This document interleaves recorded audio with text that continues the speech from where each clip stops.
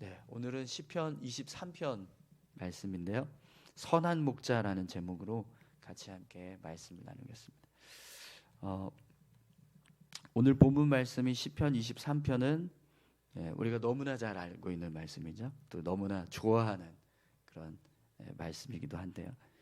이 시편 23편은 힘들고 어려운 성도들의 마음에 용기와 희망을 주기도 하고 또 하나님을 믿는 자녀들에게는 큰 위로와 격려가 되는 말씀이기도 합니다. 하나님이 우리에게 어떤 은혜를 허락하시는가, 또 하나님께서 우리를 어떻게 돌보시고 또 우리를 인도하시는가, 그걸 분명하게 알 수 있는 말씀이 이 시편 23편입니다.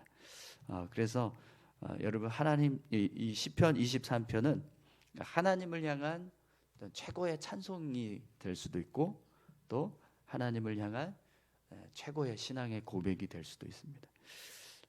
저도 역시 이 개인적으로 이 시편 23편을 굉장히 좋아하는데요. 읽는 것만으로도 그냥 힘이 되는 위로가 되기도 하고 힘이 되는 그런 말씀입니다. 오늘 이 시편 23편 말씀을 가지고 우리 같이 함께 다시 한번 하나님의 은혜와 사랑을 깊이 깨닫는 시간 되기를 소망합니다. 우리 먼저 1절 말씀을 한번 보시겠어요? 여호와는 나의 목자시니 내게 부족함이 없으리로다. 아멘. 다윗은요 하나님을 자신의 목자라고 고백을 합니다. 그리고 다윗은 하나님께서 자신의 목자가 되고 계시기 때문에 부족함이 없다 이렇게 고백을 해요. 여러분 지금 다윗의 고백은요 참 귀한 믿음의 고백이라고 할 수 있습니다. 하나님께서 나의 목자가 되어 주시고 그분이 나를 인도하고 계시기 때문에 나는 부족함이 없다 이렇게 고백을 하는 건데요. 이것은 다윗이 하나님을 향해서 믿음으로 고백하는 겁니다. 사실 다윗의 삶을 보면 부족함이 없었을까요? 아니죠. 부족함이 넘쳤습니다. 부족함이 넘쳤던 사람인데 특히 이 시편 23편은요 그가 왕이 되기 전에 기록한 시편으로 알려져 있습니다. 그렇기 때문에 왕이 되기 전의 상황을 고려해 보면 부족함이 없는 게 아니라 부족함이 충만한 삶을 살았던 시간이었죠. 그런데도 불구하고 다윗은 하나님이 나를 인도하고 계시기 때문에 나는 부족함이 없다 이렇게 고백을 하는 거예요. 그래서 이 다윗의 지금 이 고백은요 하나님을 생각할 때 하나님께서 내 삶을 채우고 계신다는 것을 믿음으로 고백하면서 그렇게 하나님이 나와 함께 하시기 때문에 나는 부족함이 없다 이렇게 고백하는 믿음의 고백을 드리고 있는 거죠. 여러분 하나님께서 내 삶의 목자가 되어주시고 계시기 때문에 나는 부족하지 않다. 이 믿음의 고백이 오늘 저와 여러분들에게도 있기를 소망합니다. 그런데 여러분 다윗이 왜 나는 부족하지 않는가 이런 고백을 내가 부족하지 않다라고 하는 고백을 하는 이유가 있어요. 이유를 이렇게 또 이렇게 노래하고 있는데요. 2절 3절 말씀 함께 보시죠. 그가 나를 푸른 풀밭에 누이시며 쉴만한 물가로 인도하시는도다. 내 영혼을 소생시키시고 자기 이름을 위하여 의의 길로 인도하시는도다. 아멘. 다윗은 하나님께서 자신을 푸른 풀밭에 누이게 하시고 또 쉴만한 물가로 인도하신다라고 말씀합니다. 또 내 영혼을 소생시키시고 자기 이름을 위하여 의의 길로 인도하시는다. 이렇게 지금 고백하고 있는데요.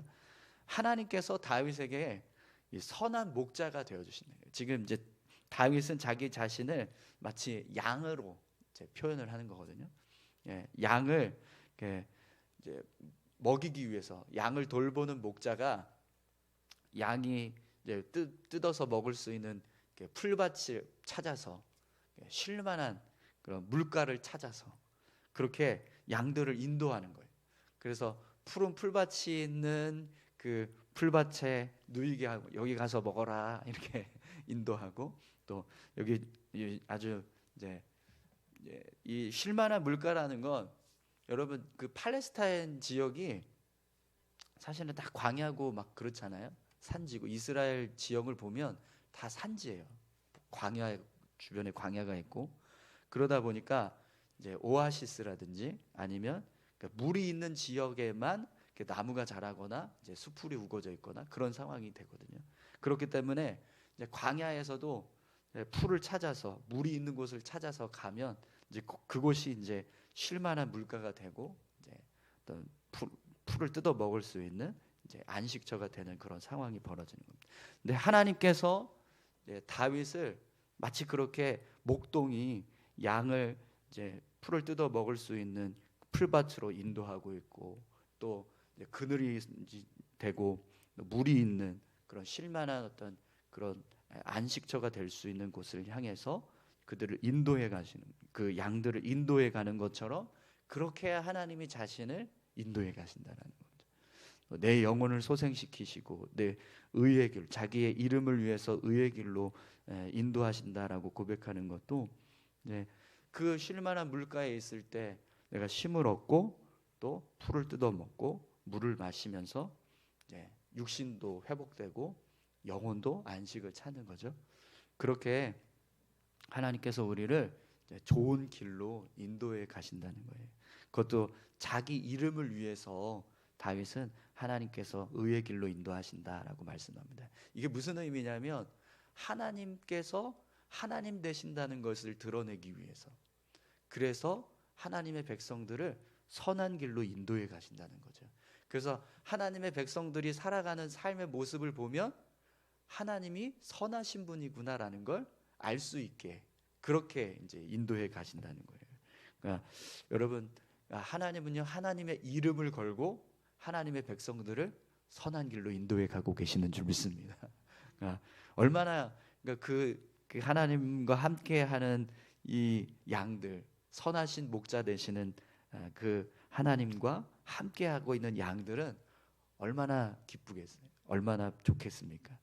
늘 푸른 풀밭으로 인도하려고 애를 쓰고 계시고 쉴만한 물가로 인도해 가시려고 두루 다니면서 어디에 좋은 물가가 있나 어디 좋은 풀이 있나 이걸 살피시면서 우리를 인도해 가시는 분이라는 거예요. 우리 생명을 살리기 위해서 계속해서 일하고 계시는 하나님이시라는 거죠. 사랑하는 성도 여러분, 오늘 저와 여러분들에게도 하나님께서 선한 목자가 되어주시기를 소망합니다. 선한 목자 되시는 하나님께서 양을 푸른 풀밭으로 인도하시고 쉴만한 물가로 인도하시는 것처럼 또 양이 힘을 얻고 생명력을 얻어서 살아갈 수 있기를 원하셔서 그렇게 좋은 길로 인도해 가시는 것처럼 오늘 저와 여러분들을 그렇게 선하게 의로운 길로 인도해 가실 수 있기를 간절히 소망합니다. 또 여러분 우리 다윗이 하나님을 향해서 어떤 고백을 하는지 한번 보세요. 4절입니다. 내가 사망의 음침한 골짜기로 다닐지라도 해를 두려워하지 않을 것은 주께서 나와 함께 하심이라. 주의 지팡이와 막대기가 나를 안위하시나이다. 아멘. 다윗은 자신이 사망의 음침한 골짜기로 다닌다 할지라도 해를 두려워하지 않는다 이렇게 고백합니다. 그런데 그 이유가 있죠. 하나님께서 나와 함께 하시고 하나님의 지팡이와 막대기가 나를 안위하시기 때문이라는 거예요. 여러분 목자들이요, 목동들이 양을 이렇게 돌볼 때 지팡이, 막대기를 들고 다닙니다. 그래서 이 지팡이와 막대기를 언제 사용하냐면 양들이 이렇게 길로 잘 가야 되는데 딴 데로 새면 이렇게 툭툭 쳐서 가지 마 이렇게 하기도 하고 또 구덩이에 빠지면 지팡이로 이렇게 끌어내는 거예요. 지팡이 끝이 이렇게 돼 있잖아요. 이스라엘 목동들이 가지고 있는 지팡이를 보면 지금 우리가 들고 있는 우산 그 손잡이처럼 생긴 지팡이가 아니고요. 이렇게 끝머리가 이렇게 크게 이렇게 타원형을 이루는 그런 지팡이를 사용했다고 그래요. 왜 그러냐면 구덩이에 빠진 양을 이렇게 건질 때 그 타원형으로 된 이렇게 갈고리처럼 타원형으로 된 그걸 탁 걸어서 양을 들어서 이제 꺼내는 그런 일을 했다고 합니다. 또 이제 막대기로는 맹수가 왔을 때 양을 해치려고 하면 이제 맹수와 싸워서 그걸 때려서 쫓아내기도 하고 양을 지키기 위해서 그렇게 이제 목동들이 지팡이와 막대기를 사용하는 거죠. 그것처럼 다윗은 하나님께서 자신에게 선한 목자가 되시기 때문에 하나님께서 지팡이와 막대기로 나를 그렇게 안전하게 지켜주시는 그런 보호자, 돌봄을 해주시는 그런 보호자가 되어주신다라고 그렇게 고백을 하는 겁니다.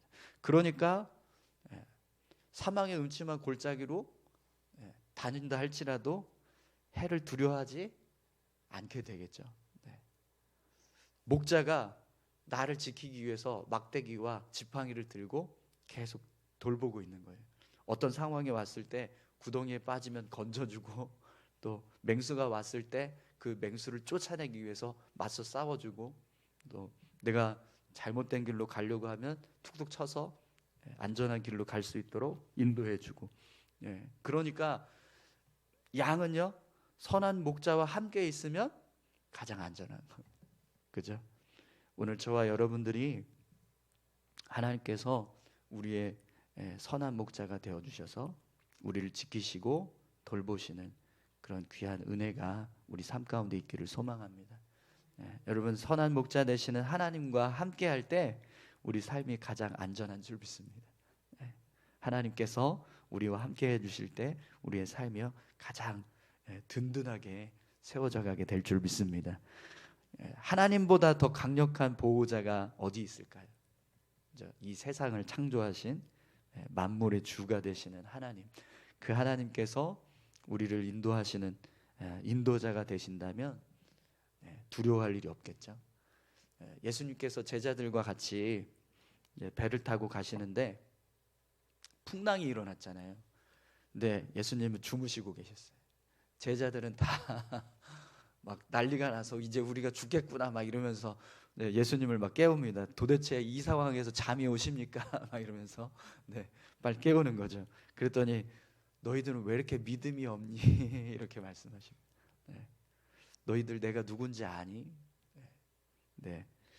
예수님이시죠? 하나님의 아들이신 거 압니다. 근데 제자들의 마음에는요, 그분이 진짜 어떤 능력을 가지고 어떤 일을 하시는지에 대해서는 정확하게 몰랐던 거예요. 예수님께서 직접 보여주시죠. 폭풍아 멈춰라. 멈추는, 파도야 멈춰라. 그러니까 멈춰버립니다. 세상 만물이 예수님의 말씀 앞에 순종하는 걸 보여주시는 거예요. 그래서 제자들이 그 모습을 보고 도대체 이가 누구기에 이런 일까지 행하신가 이렇게 고백을 하죠. 그러니까 하나님에 대해서 우리가 하나님의 아들인 거 아세요? 예수님, 제가 저의 삶의 구주 되시는 거 아세요? 하나님, 제가 섬기는 하나님이 세상에 유일한 하나님이시고 내 삶을 주관하시는 분이라는 거 압니다. 그런데 실제로 우리가 하나님에 대해서 잘 몰라요. 어떻게 일하시는지, 어떤 능력을 가지고 계시는지 그걸 잘 알지 못한다는 거죠. 그래서 하나님과 함께 하면서도 두려워하고 하나님과 함께 하면서도 염려하고 근심합니다. 그런데 사실 하나님께서 나의 삶 가운데서 어떤 일들을 행하실 수 있는가, 그분이 어떤 분이신가를 진짜 명확하게 아는 사람은 두려워하지 않게 된다는 겁니다. 오늘 다윗이 그래서 내가 사망의 음침한 골짜기로 다닐지라도 해를 두려워하지 않을 것은 주께서 나와 함께 하심이라, 이렇게 고백을 하는 거죠. 오늘 저와 여러분들에게도요, 하나님이 선한 목자 되시는 줄 믿습니다. 그리고 하나님은요, 우리가 사망의 음침한 골짜기로 다닌다 할지라도 해를 두려워하지 않을 만큼 대단하신 분입니다. 능력 있으신 분, 전능하신 분이세요. 그 하나님을 믿으시기를 소망합니다. 다윗이 또 하나님께 믿음으로 고백하는 모습을 보십시오. 5절입니다. 주께서 내 원수의 목전에서 내게 상을 차려주시고 기름을 내 머리에 부으셨으니 내 잔이 넘치나이다. 아멘. 다윗이요, 하나님께서 자신을 위해서 상을 차려주시고 기름을 머리에 부어주세요. 그래서 잔이 넘친다라고 고백합니다.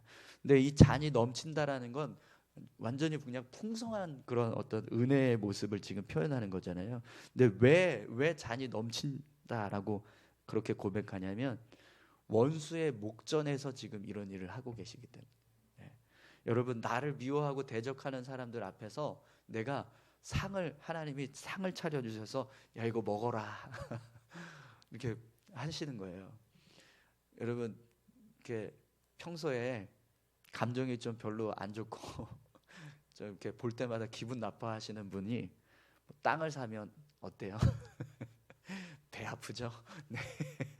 네, 뭔가 이렇게 네, 경쟁자 같은 그런 시기와 질투로 봤던 사람인데 그 사람이 막 뭔가 잘 되거나 뭐 좋은 일이 있으면 괜히 배가 아픈데 원수 앞에서 그런 모습을 행한다고 생각을 해보세요. 내가 지금 막 나를 미워하고 있는 적들이 나를 지켜보고 있는 그 상황에서 하나님은 잔치를 베푸셔서 거기서 음식을 잔뜩 차려놓고 야 너 먹어라. 쟤네들은 못 먹어. 너만 먹어. 막 이러면서 네, 상을 베풀어 주고 계시고 또 기름을 부어 주신다는 겁니다. 기름 부은다는 거는 하나님이 선택하신다는 의미거든요.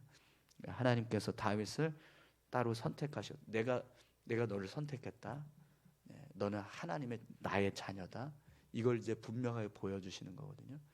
그러니까 하나님께서 그런 일들을 행하시는데 그게 원수의 목전에서 행하시는 거예요. 그러니까 얼마나 더 풍성한 은혜가 되겠습니까? 그리고 그 모습이 더 부각이 될 수밖에 없습니다. 네, 더 귀하게 여겨지는 거죠. 여러분, 하나님의 사랑이 오늘 저와 여러분들에게도 동일하게 부어질 수 있기를 소망합니다. 원수의 목전에서 나를 미워하는 자들 앞에서 하나님이 나를 얼마나 사랑하시는지를 드러내시고 보여주시는 모습. 그런 하나님의 사랑과 은혜가 우리 삶 가운데 부어진다면 여러분 정말 우리 삶이요 잔이 넘치게 되는 것과 같이 그렇게 풍성한 은혜로 삶을 살아가게 될 줄 믿습니다. 그런데 여러분, 이렇게 다윗이요 하나님이 이런 은혜들을 주시고 또 나를 이렇게 안전하게 인도해 가시고 내가 어떤 상황에서도 두려워하지 않고 정말 평안함 가운데서 삶을 살아갈 수 있는 그런 은혜가 내 삶 가운데 있기 때문에 다윗은요 마지막으로 이런 고백을 합니다. 우리 6절 말씀 보겠습니다. 내 평생의 선하심과 인자하심이 반드시 나를 따르리니 내가 여호와의 집에 영원히 살리로다. 아멘. 다윗은요 하나님의 은혜가 반드시 내 삶 가운데 부어진다라고 고백을 합니다. 그러니까 분명 하나님은 내 삶 가운데 이런 앞에서 고백했던 이런 은혜들을 다 부어주시는 하나님이시라는 거죠. 그리고 실제로 다윗의 삶을 보면 그런 하나님의 은혜와 함께 삶을 살았어요. 근데 그게 중요한 게 아니고요. 맨 마지막에 고백이 제일 중요한 거예요. 그래서 나는 여호와의 집에 영원히 살리로다. 이렇게 고백하는 거죠. 이게 무슨 고백이냐면 하나님만 섬기겠다는 거예요. 하나님만 예배하고 하나님만 섬기고 하나님만 의지하면서 살겠다라는 겁니다. 여러분, 다윗이 사울 왕을 피해서 도망칠 때 그때 모습을 한번 상상해 보세요. 그에게 가장 어떤 의지가 되고 힘이 될 수 있는 것들은 뭐가 있었을까요? 내 옆에 있는 나를 함께 따르는 부하들, 그들이 내게 능력이 될 수도 있잖아요. 그죠? 또 나를 도와서 뭔가 이렇게 나에게 물질을 주고 나에게 어떤 그런 체험을 줄 수 있는 그런 어떤 경제력이나 능력을 가지고 있는 사람들이 내가 의지해야 될 사람이라고 생각할 수도 있을 겁니다. 그리고 나를 안전하게 지켜주고 있는 어떤 성벽이나 어떤 성읍이 내 의지, 나의 힘이 되고 나를 보호하는 능력이 될 수 있다. 이렇게 생각할 수도 있습니다. 그런데 다윗은요 그게 아니라 하나님이 나를 인도하시고 나를 지키시고 나를 채우시는 분이시기 때문에 나는 하나님만 의지하겠다. 이렇게 고백을 하는 거죠. 여러분, 오늘 저와 여러분들에게도 이런 다윗의 믿음의 고백과 같은 고백이 있기를 소망합니다. 내가 살아가고 있는 삶에 분명히 나를 안전하게 지켜주는 여러 가지 요소들이 있습니다. 지금 살고 있는 집이 될 수도 있고, 내가 지금 가지고 있는 어떤 재산이 될 수도 있고, 통장에 들어가 있는 잔고가 될 수도 있고요. 또 나와 함께 살고 있는 남편, 부인, 가족이 내 힘이 될 수도 있고, 분명히 내 삶 가운데 나를 지탱해 줄 수 있는 여러 가지 요소들이 많이 있습니다. 그런데 정말 그 중에서 하나님을 믿는 사람들은 그런 요소들이 나를 지탱하고 있지만 그게 진짜 내 힘을 지탱하는 능력이 아니라 그 모든 것을 주관하고 계시고 그 모든 것을 허락하고 계시고 지켜주고 계시는 하나님이 내 힘이 되신다. 내 삶의 능력이 되신다. 이걸 믿음으로 고백한 거죠. 오늘 저와 여러분들에게도 이런 믿음의 고백이 있기를 소망합니다. 그래서 여호와의 집에 영원히 살겠습니다. 하나님만 섬기겠습니다. 하나님만 예배하고 하나님만 의지하겠습니다. 이런 믿음의 고백을 가지고 우리가 살아갈 수 있기를 소망합니다. 우리 다 같이 함께 기도하시겠까요? 하나님, 사망의 음침한 골짜기로 다닌다 할지라도 해를 두려워하지 않을 수 있도록 우리를 의의 길로 인도하시는 선하신 분이신 줄 믿습니다. 하나님, 나의 선한 목자가 되시는 줄 믿습니다. 그 하나님을 붙잡고 의지하면서 살아갈 수 있는 우리 모두가 되게 해달라. 여러분 같이 함께 다 같이 기도하시겠습니다. 하나님 아버지 감사합니다. 하나님 우리 삶을 인도하시고 우리의 삶 가운데 함께하고 계시는 줄 믿습니다. 선하신 주님,